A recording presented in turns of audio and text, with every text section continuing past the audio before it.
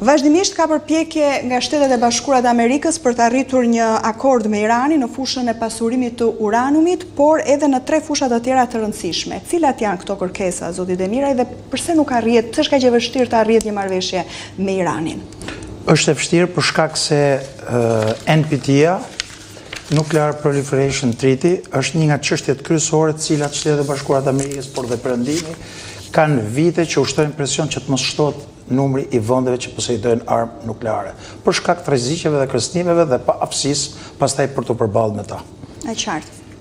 Dhe në këtë këndvështrim edhe presioni i kryeministit Netanyahu i Izraelit për të bërë çdo gjë të mundur për të ndërmarrë çdo lloj veprimi për të mos lejuar krijimin e armëve bërthamore në Iran. Por sa i rrezikshëm, sa real është programi nuklear i Iranit? Sa i avancuar është? Është një program shumë kompleks, i avancuar, agresiv, i cili ka filluar që nga koha e Shahut Pavlavi nën mbikëqyrjen ose mbështetjen e Shtetet e Bashkuara të Amerikës, po pas revolucionit islamik në 79 dhe në mënyrë të veçantë pas mësimeve të nxjerra nga konflikti Iran-Irak 80-88, Irani mori vendim që të forconte mbrojtjen e saj kombëtare, të ndryshonte komplet strategjinë dhe doktrinën e tij ushtarake dhe në mënyrë të veçantë një nga 6 pikat kryesore të strategjisë ushtarake kombëtare të Iranit është krijimi i armëve bërthamore, pra forcimi deterencës, mos guximi i sulmit nga superfuqit kundër Iranit, sepse vetë kuptohet, nëpërmjet posedimit të armëve nuklear do ta bësh 2-3 herë të mendoj më tepër përpara se të sulmoj. Por cilat janë ato vendet që kanë asistuar Iranin në këtë program bërthamor? Është një program shumë kompleks i cili ka filluar rreth viteve 90 dhe në mënyrë të veçantë në drejtimin e atij që njihet si babai i bombës atomike në Abdul Khan në Pakistan, deri në ndalimin e bashkëpunimit, pra shitjes së teknologjisë nukleare nga Pakistani, kur CIA zbuloi programin e tij në Libi, në Siri dhe në Iran. Dhe në mënyrë të veçantë, në vitin 2003 u urdhërua presidenti Musharraf gjatë asaj kohe i Pakistanit që të ndalonte dhe u vendos në arrest. Që nga viti 2003 dhe deri në ditën e sotme, çdo gjë, çdo teknologji, që nga drejtimi i mjeteve të lëshimit, që nga minimizimi i kokave, që nga pasurimi i uraniumit,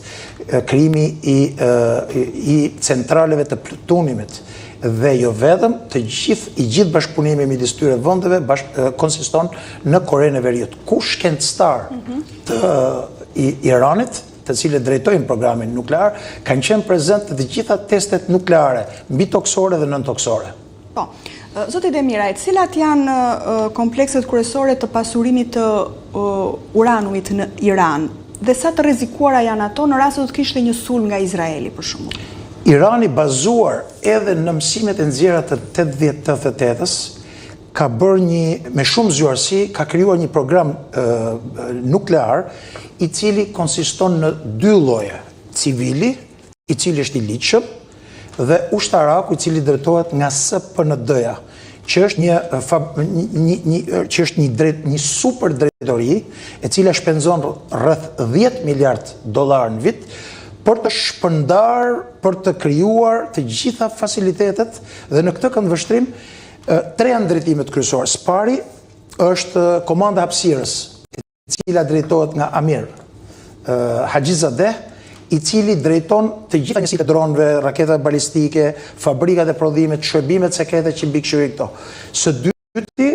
janë 7 komplekset kryesore të pasurimit të uraniumit, të cilat në çdo rast kur zbulohen nga shërbimet sekrete amerikane dhe Mossadi, menjëherë ndryshohet vendodhja e tyre. Dhe sigurisht, më kryesorët janë Pazosh Kadeh, e cila është ndërtuar në thellësi të maleve rreth 26 kilometër, të cilat ju i keni me hartë dhe detaje të më të vogla në librin që ju kam dhuruar, e cila përbëhet nga 7 drejtori, poligonin e qitjes Parqin, i cili drejton aktivitetet e kompanisë Metvas, në të cilën gjenden 12 komplekse.